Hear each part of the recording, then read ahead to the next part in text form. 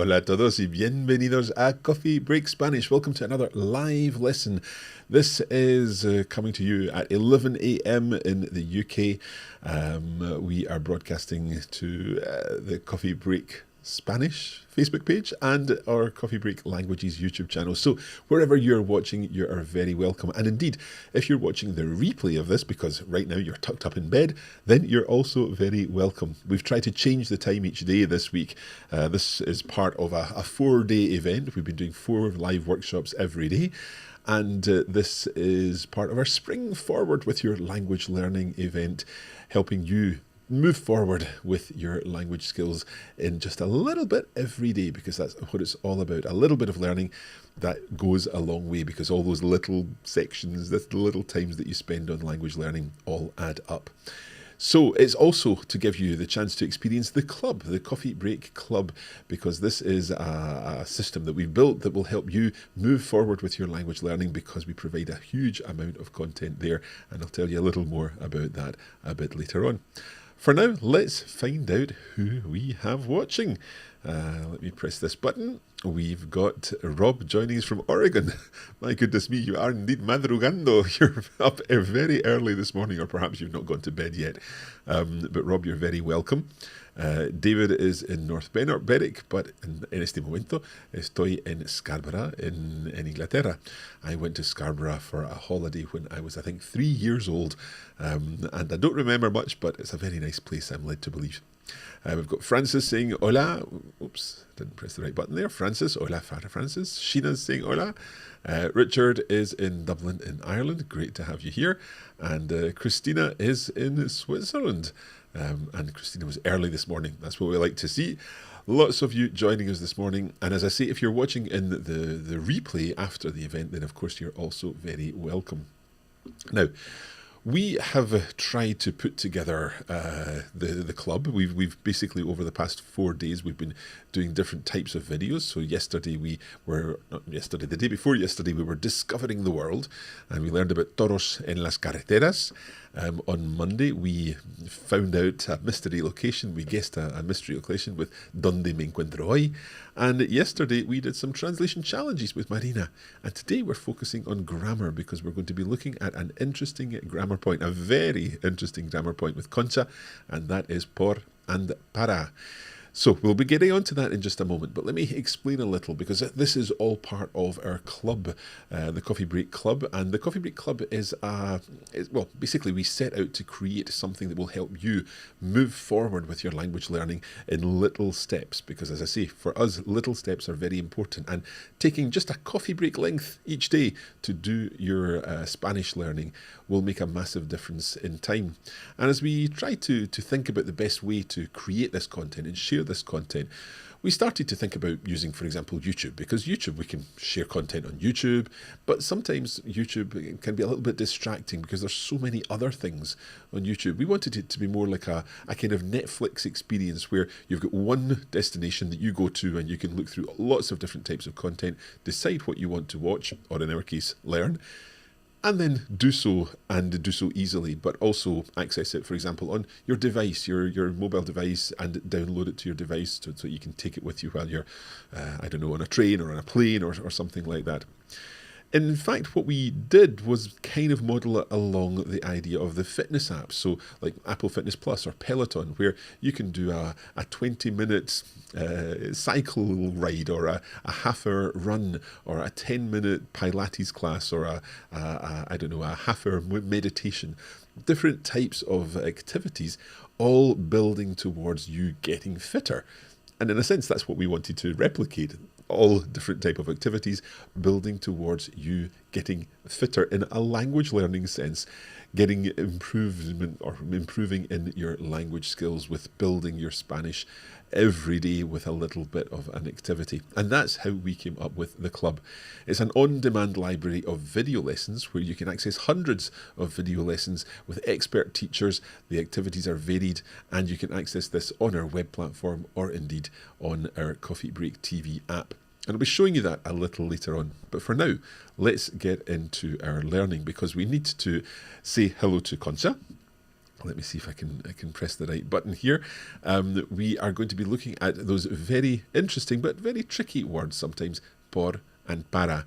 And if you've got any questions as we're going through this, please post them in the chat and I'll do my best to answer them afterwards. And also when it comes to doing the translations that Concha provides, why not try posting your answers in the chat? That will be great to see if you've got some answers there to share. Now, the other thing I would say is that if you, this is based around our SIP method. So this is study, investigation and practice, where you're studying a particular topic, this topic being por and para.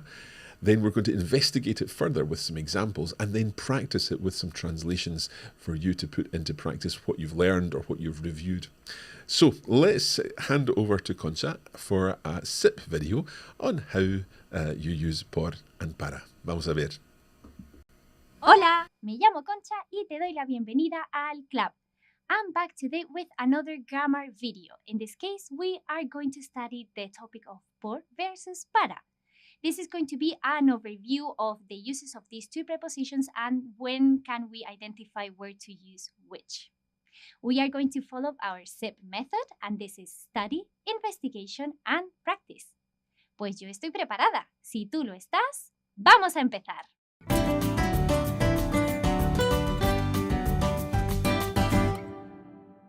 Okay, let's start with our study section. So, in this video, we are going to be looking at para, whose basic meaning is for. And we are going to be looking at por, which can also mean for, but it has other meanings that we'll also study. So, even though these two words can be translated as for in English, they are not interchangeable. So, we are going to be looking at which contexts we use por and which contexts we use para. Okay, so let's get started with when para means for. The first instance is when we are talking about a recipient. For example, este regalo es para ti. This present is for you. So you are the recipient of the present and therefore we use para. Then we can also use para when we talk about destination. Este tren sale para Madrid en 5 minutos. This train leaves for Madrid in 5 minutes. So the destination is Madrid and therefore we use para.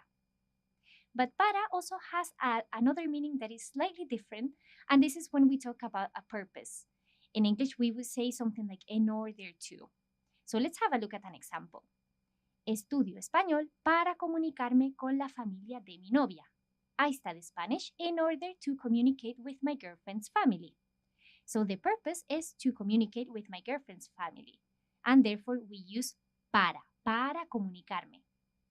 When para means in order to, it is always followed by a verb. And this can be either an infinitive or a que plus subjunctive. Okay, so that's all for para. Let's have a look at por. Por can also mean for, like we said before, but it's used in different situations than para. For example, when we talk about an exchange. So in exchange for something. For example, money. Compré este coche por 5,000 euros. I bought this car for 5,000 euros. Or another example can be, cambié mi ordenador viejo por uno nuevo. I changed my old computer for a new one. So every time there is an exchange, we use por. But por has other meanings as well. For example, to introduce a reason or a cause. Llegué tarde al trabajo por el atasco. I was late to work because of the traffic jam. So the traffic jam is the cause and therefore we use the preposition por. And it can also be used for approximate location. For example, vosotros o vosotras siempre dais un paseo por esta zona. You always go for a walk around this area. So there is no fixed destination is when we talk about going for a walk, for example, around an area. So we are not going towards a place. Right, so let's have a look at a few examples in which we are going to use both por and para in the investigation section. Okay, let's have a look at our first sentence. Este tren va para Madrid y pasa por Córdoba. This train is for Madrid and goes through Córdoba. So we have two different prepositions. The first one is para because we are talking about the destination. The destination of the train is Madrid, so para Madrid. And pasa por Córdoba, so it goes nearby Córdoba, and that's why we use por in the second part of the sentence. Okay, our second example is viajo por vacaciones y tomo el tren para llegar antes a mi destino. I'm traveling for holiday and I'm taking the train to get to my destination. So the reason is I'm traveling for holiday or for vacation, and that's why we are using por in the first part of the sentence. And in the second part, we use para because we are talking about the purpose. The purpose is in order to get to my destination, I take the train. Okay, so let's have a look at our final example, which is he comprado esta bufanda por 20 euros. Es para mamá. I bought this scarf for 20 euros. It's for mom. So first, we are talking about an exchange here. So I bought the scarf for 20 euros. So the exchange was the scarf for the money. And that's why we use the preposition por. And in the second part, we are talking about the recipient of the scarf, which is mamá. And that's we are going to use the preposition para. Okay, so let's do some practice. So to put into practice everything that we have studied today, we are going to do a very nice exercise. We are going to look at a text, but we are going to look at this text sentence by sentence. And in each sentence, you are going to see a gap. That gap you need to fill in with either por or para, depending on the context. And you will have 10 seconds to think about the context and choose your preposition. Okay, and just make sure that you have pen and paper to hand because we won't be looking at the answers straight away. We will wait until we have all the sentences in the text to then go over the answers and do a little translation in English as well to make sure that we understand the text fully. Okay, ¿preparado? Let's have a look at the first sentence. Hoy vamos a Madrid visitar a la tía Amalia que vive allí. Y tienes 10 segundos.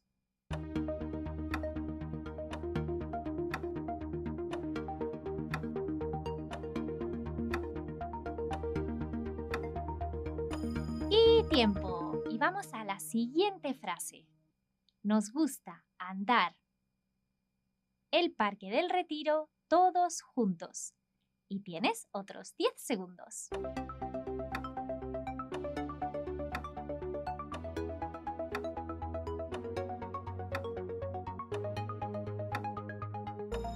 Se acabó el tiempo. Moving on to the next sentence. Luego compramos un billete de metro, 2 euros, y volvemos a casa de la tía Amalia. 10 seconds.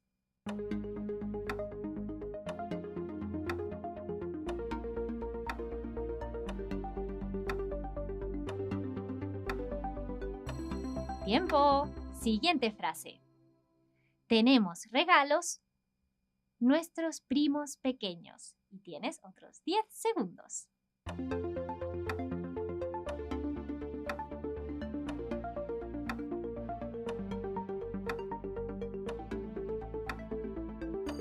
Se acabó el tiempo. Let's have a look at the last sentence.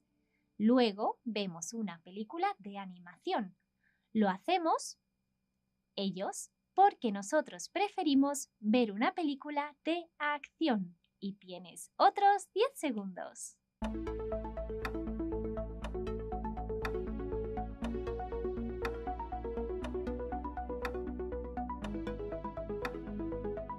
Y se acabó el tiempo. Okay, let's have a look at the full text. So the first sentence was, hoy vamos a Madrid para visitar a la tía Amalia que vive allí. Today we are going to Madrid to visit our Aunt Amalia who lives there.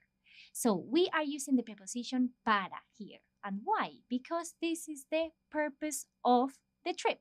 So we are going to Madrid to visit our Aunt Amalia. That is the purpose. The next sentence was, nos gusta andar por el Parque del Retiro todos juntos. We like to walk around the Retiro Park all together. So in this case, we are looking at it from the approximate location point of view, and therefore we are using the preposition por.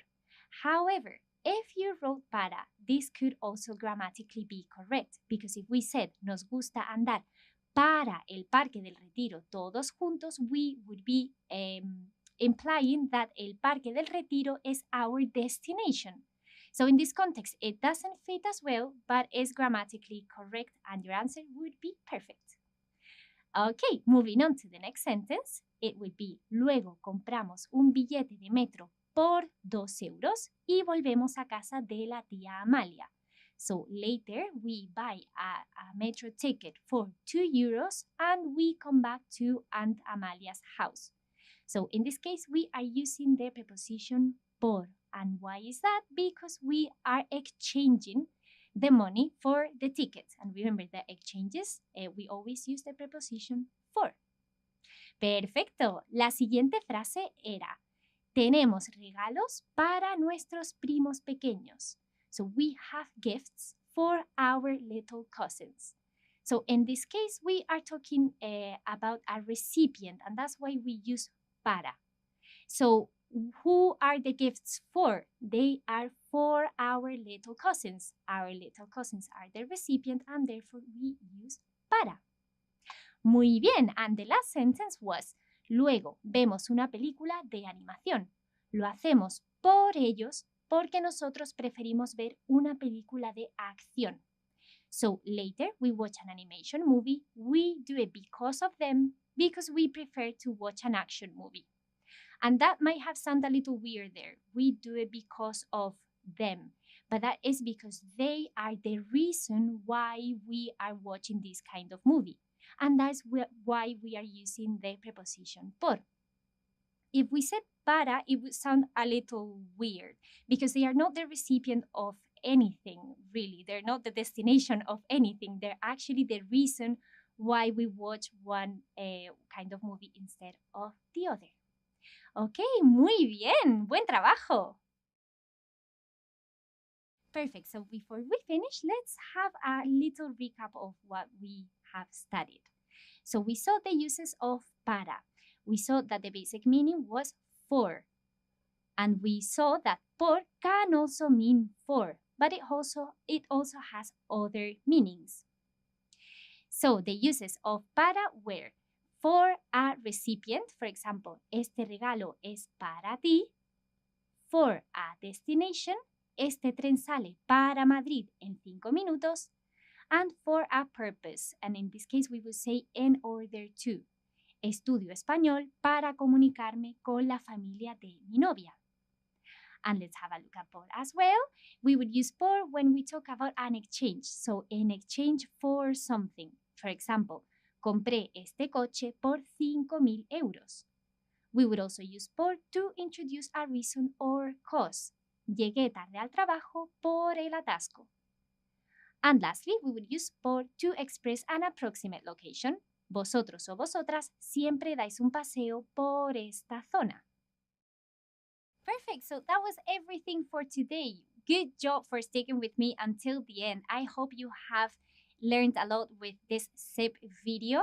And yeah, I'm Concha, and I'll see you again very soon for another video like this on the Coffee Break Spanish Club. And until then, I wish you happy coffee breaking.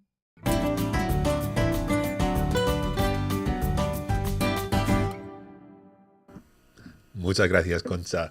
Thank you very much indeed. What did you think? Did that make sense? Do you feel a little more confident now with por and para?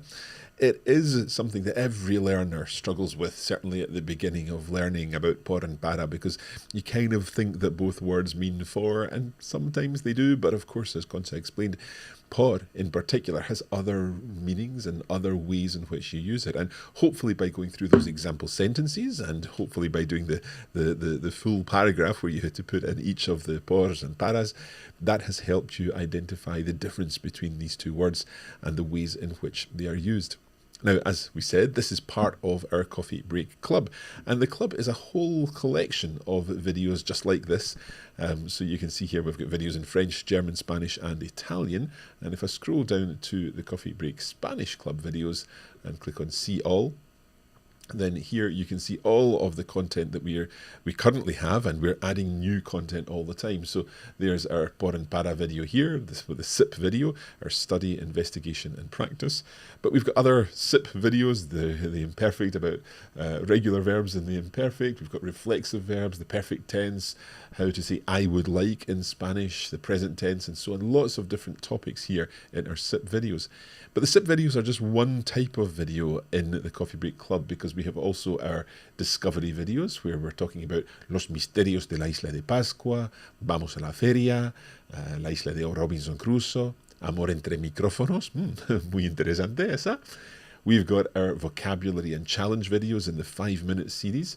And we also have Donde me encuentro hoy? So Donde me encuentro hoy is where we have a mystery location, and you're trying to solve that mystery location. So all of these videos are part of the Coffee Break Club, and the Coffee Break Club has a monthly subscription cost. So the subscription cost is $19.99 per month, so about $20 per month. And at the moment, we're giving it 30% off that cost, so that brings you down to $13.99. And that's just until Sunday. So I'll just put this on the screen. So you can go to coffeebreaktv.com and subscribe to the club for 1 month, and that would be $20. But 30% off that, so about $14. We sell the club in dollars because it is we're using a US-based platform to deliver the club. That's why it's in dollars. We also have the option of a quarterly payment, and that's $44.99. That's actually going up to $54.99 next week. But currently there's 30% off that for your first quarter. And there is an annual option, so a yearly option, which is $199 for the full year. So again, a payment of $199, but you get 30% off that, bringing it down to $140 more or less for the year. Now, we've just done a survey with our existing club members, and here are some of the comments from them. The club makes learning fun. I feel like I'm learning with friends, and I feel part of a community. And another club member has said, the Coffee Break method of dedicating just a few minutes a day to language instead of big blocks of time has been life-changing and so accessible to me. The Coffee Break TV app helps me get in more learning than I would do otherwise. My goal is to use it daily so I can get a good balance between grammar, vocabulary, and other fun videos. And that's exactly what we're aiming for. This collection of videos that has got so many different types of videos, and we're adding to this all the time. In fact, that one there, the Donde me encuentro hoy, episode 16, that was just added today. So we're adding new content all the time to the Coffee Break Club, and you can see there's a lot of content there that you can work through. And this carries the cost, as I said, of $19.99 per month, $44.99 per quarter, or $199.99 per year. And of course, there's 30% off that first payment with the code SPRING30 this week. So I hope that this has been useful. We've got a couple of questions that I'm going to come to in just a second. Let me just bring this off the screen. Okay. So Richard is asking, let me see if I can bring this. Is there a mnemonic to remember the differences between por and para? Oh, that you're asking a tricky question there. I can't think of one off the top of my head, but if you know a mnemonic, then please do let Richard know in the comments there. I can't think of a mnemonic off the top of my head, but let's see if we can come up with one. So we'll ask Concha about that. Christina is asking, does it matter whether to use para or... I'm not quite sure what you mean there, Christina. Sorry. Does it matter whether you use para or a for a destination, or por? I'm not quite sure. Sorry. You maybe could reword your question if you've got time. John saying, esa fue una gran lección. Muchas gracias. Muchas gracias. Richard, gracias por la lección. Gracias por. Muy bien. Muy bien indeed. So I hope that this has been useful. We're just getting ready to start our Coffee Break Italian live broadcast now. That's our 16th this week. So I'm quite looking forward to getting finished with all of these broadcasts. But it's been great fun working with you for all of these live lessons. And I hope that you've enjoyed finding out a bit more about the club and indeed learning a little bit of Spanish, taking your lessons, your learning forward a little stage every day, basically, over the course of the past few days. Christina is saying, for example, a Madrid or para Madrid. Este tren es para Madrid. So this train is for Madrid. That's its destination. But vamos a Madrid. You could also say vamos para Madrid. It kind of indicates that you're heading towards there in a destination. But probably a is more typical when you're using the verb ir a Madrid. But if you're talking about a train or a bus or the destination of a package, for example, es para ti. Este regalo es para ti. You're the destination of this package.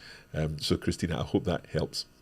Muchísimas gracias. Muchas gracias a Concha. Muchas gracias a vosotros. Thanks to all of you for watching live. And of course, everyone who's watching the replay, thank you to you too. I hope that you found it useful. I hope that we've just moved forward a little bit more with Spanish this morning or this afternoon, this evening, depending on where you're watching. But for now, I'm going to say muchas gracias y hasta la próxima. Adiós.